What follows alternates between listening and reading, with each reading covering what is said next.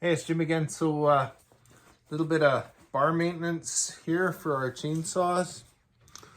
I'm hoping that you'll be able to get to see this fairly decent. You'll feel along these bars that quite often there's a little mushroom that gets built up on it. As the chain runs along the bar, it will create some friction and you'll end up with these spots here where it mushrooms over. Those are razor sharp, that's why I'm wearing gloves, and you should as well, so you don't end up getting cut.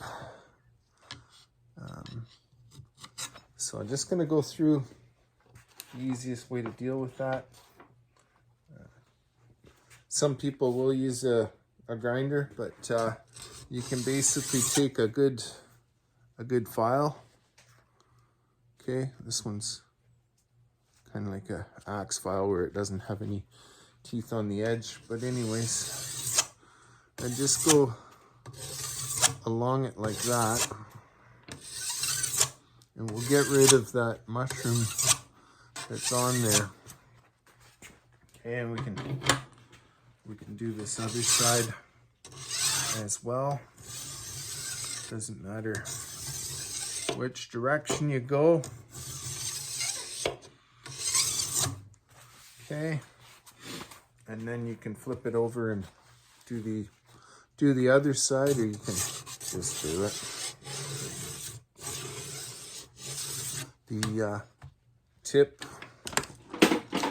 quite often will have it as well, so just check for that. Okay, and then don't forget back here as well.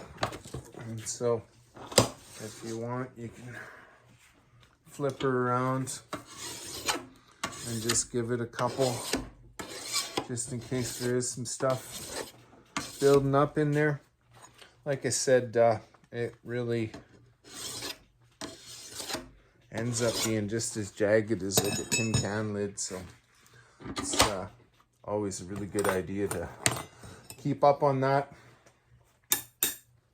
My intro video on this, I showed going through and removing a bunch of the crap out of the bar. Tool like this or something similar, just run it down the bar groove, pull that stuff out, and that way, okay, you can see what's in there. What happens is a lot of that stuff will actually cause your chain to kind of float in the bar, and then you'll wonder why your saw runs down for a ways and then it kind of wanders off. And that's quite often why it's allowing the chain to kind of deflect on its own. Just one little spot here to clean up as well. See a little bit on the tip here. So like I said, this is a landscaping company saw, but they're more traditionally for people that are gonna very seldomly use it. They're not really a duty saw. What I was trying to do there was just tap the debris out of your oil ports or oil holes. Got a small screwdriver here. If these end up plugged up, then that ends up impacting how much your saw oil. So just give me a sec here. I got a mouse on the floor. Oh, I guess I'm not going to catch him. I just filled up the bird feeder today because the little guys, it's over 40 below out here today outside, so I wanted to make sure they weren't starving. But apparently this Mouse is kind of moving in on it, so I'll have to set a trap for him. Anyways, yeah, so clean those out. On a lot of my professional bars, production loggers and stuff like that, I'll actually use the Dremel tool and angle these slots on a 45 from back to front.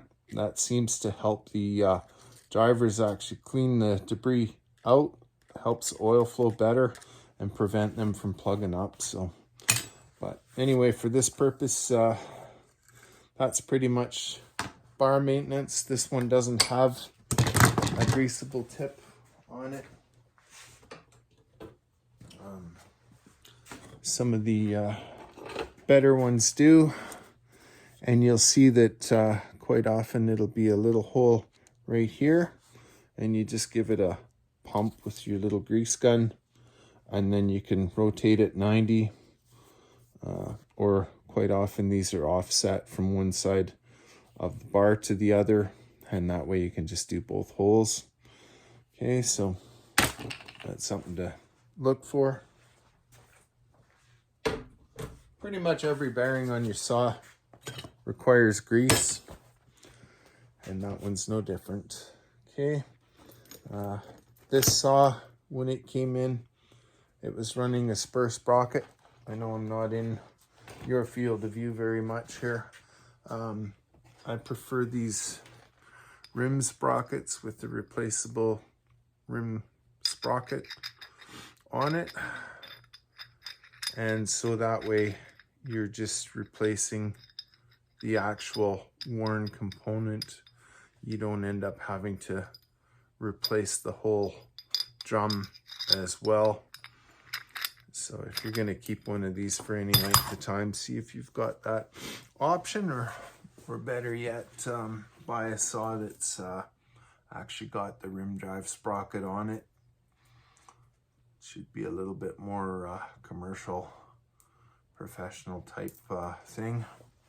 But anyway, what I was going to talk about was a lot of your drivers, that's the bottom part here, on these chains, as it comes around, if that sprocket is all gouged up and worn badly, then it also has an impact on these drivers. And these ones here are all really rough with a bunch of sharp jagged burrs on them, and so it can actually impact the life of your chain as well. So instead of you know, thinking you're getting a few extra miles out of a component that you should have replaced, you end up actually damaging all your chains as well, and then that ends up costing you a bunch more money.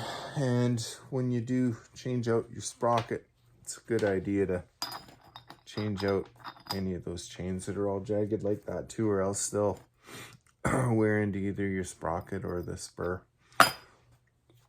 I'll go grab a spur just to show you the difference here.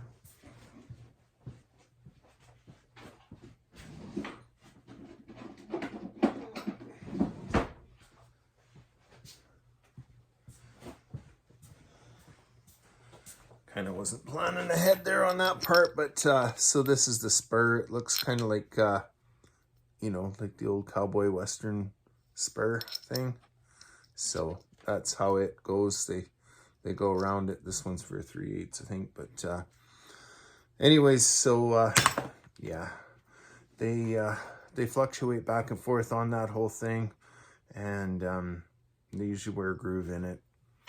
And to have a better rig is to go to the rim drive instead. Okay, thanks. Have a good weekend.